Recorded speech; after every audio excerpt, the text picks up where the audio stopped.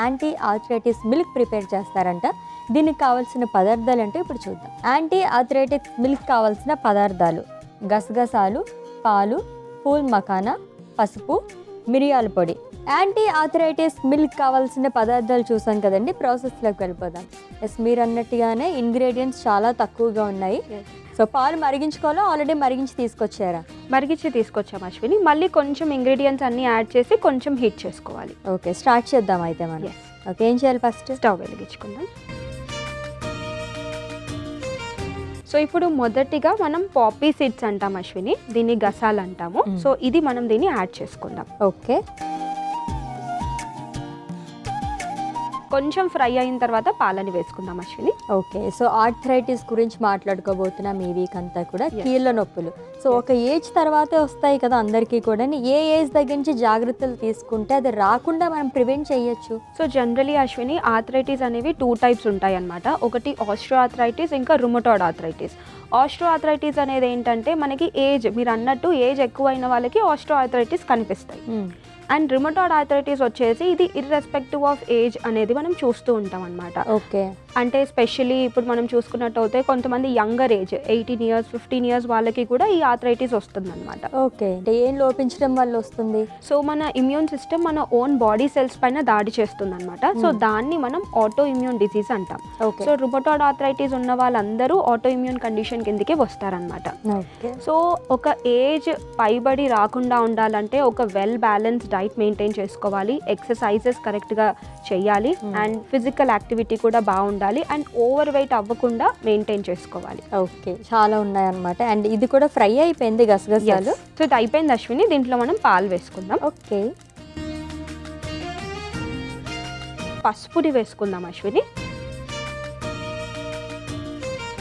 ఈ మధ్యకాలంలో ఎక్కువగా పాలల్లో ఇలాగా పసుపది వేసుకుని తాగుతాం, యాంటీ ఇన్ఫ్లమేటరీగా పనిచేస్తుంది అని చెప్పేసి. అండ్ గసగసాలు వేడి అంటారు కదా, ఎవ్రీడే అలా తీసుకోవచ్చా? సో తీసుకోవచ్చు అశ్విని. స్పెషల్లీ ఆర్థరైటిస్ ఉన్న వాళ్ళకి జనరలీ మనకి గసగసాల్లో ఏముంటుందంటే కాల్షియం ఎక్కువగా ఉంటుంది, మెగ్నీషియం, మ్యాంగనీస్ ఇలాంటివి ఎక్కువగా ఉంటాయి. సో ఈవెన్ ఆర్థరైటిసే కాకుండా మనకి మోకాలు నొప్పులు ఇంకా వివిధ రకాల బోన్ రిలేటెడ్ ఇష్యూస్కి కూడా హెల్ప్ అవుతుంది అనమాట. ఓకే, సో నెక్స్ట్ మనం మిరియాల పొడిని వేసుకుందాం అశ్విని. ఓకే, ఎంతసేపు మరిగించుకోవాలి?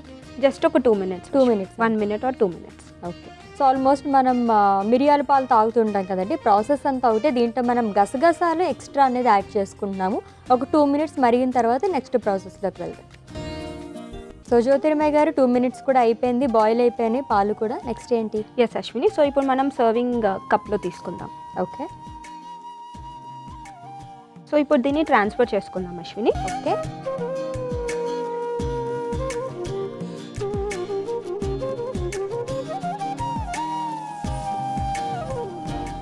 ఓకే, నెక్స్ట్ ఏంటండి?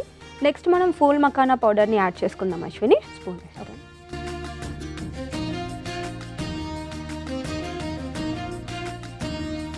సో ఇది ఇలా యాడ్ చేసుకున్న తర్వాత మళ్ళీ కలుపుకుందాం అశ్విని.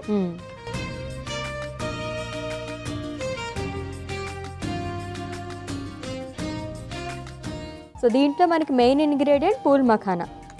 అది ఆర్థరైటిస్కి ఏ విధంగా ఉపయోగపడుతుంది? సో ఫూల్ మఖానాలో మనకి కాల్షియం ఎక్కువగా ఉంటుంది అశ్విని. బోన్ మినరల్ డెన్సిటీ ఏదైతే తగ్గిపోతుందో చాలా మందికి దానికి బాగా హెల్ప్ అవుతుంది. ఓకే, అండ్ దీని తోడుగా మనం దీంట్లో పసుపుని యాడ్ చేసాం.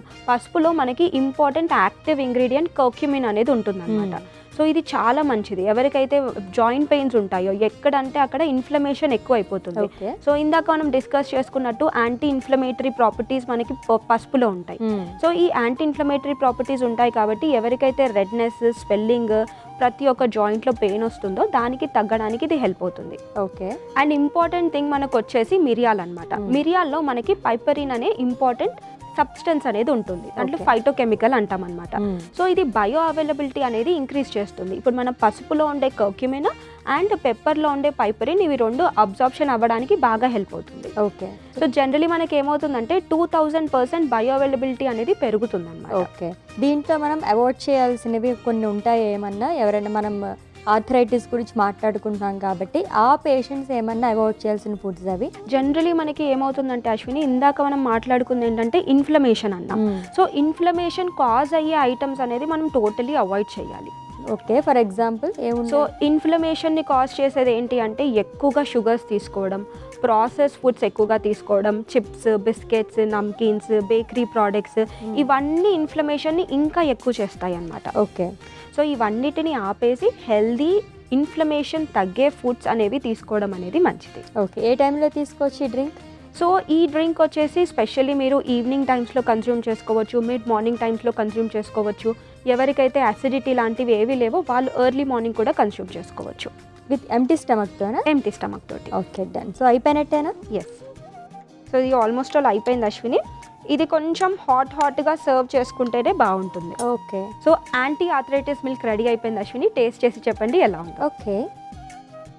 సో పసుపు వేయడం వల్ల చాలా కలర్ఫుల్గా కనిపిస్తుంది పాలు అయితేనే. సో యాంటీ ఆర్థరైటిస్ మిల్క్ అయితే రెడీ అయిపోయిందండి. టేస్ట్ చేసే ముందు దీనికి కావాల్సిన పదార్థాలు, తయారీ విధానం ఒకసారి చూద్దాం. యాంటీ ఆర్థరైటిస్ మిల్క్ కావాల్సిన పదార్థాలు: గసగసాలు, పాలు, ఫూల్ మఖానా, పసుపు, మిరియాల పొడి. యాంటీ ఆర్థరైటిస్ మిల్క్ తయారు చేసుకునే విధానం: ముందుగా స్టవ్ ఆన్ చేసి గిన్నె పెట్టి అందులో గసగసాలు వేసి వేయించుకోవాలి. తర్వాత అందులో మరిగించుకున్న పాలు, పసుపు, మిరియాల పొడి వేసి మరిగించుకుని సర్వింగ్ కప్లో వడగట్టుకోవాలి. ఇప్పుడు అందులో ఫూల్ మఖానా పౌడర్ వేసి కలుపుకొని సర్వ్ చేసుకోవాలి. అంతే, యాంటీ ఆర్థరైటిస్ మిల్క్ రెడీ.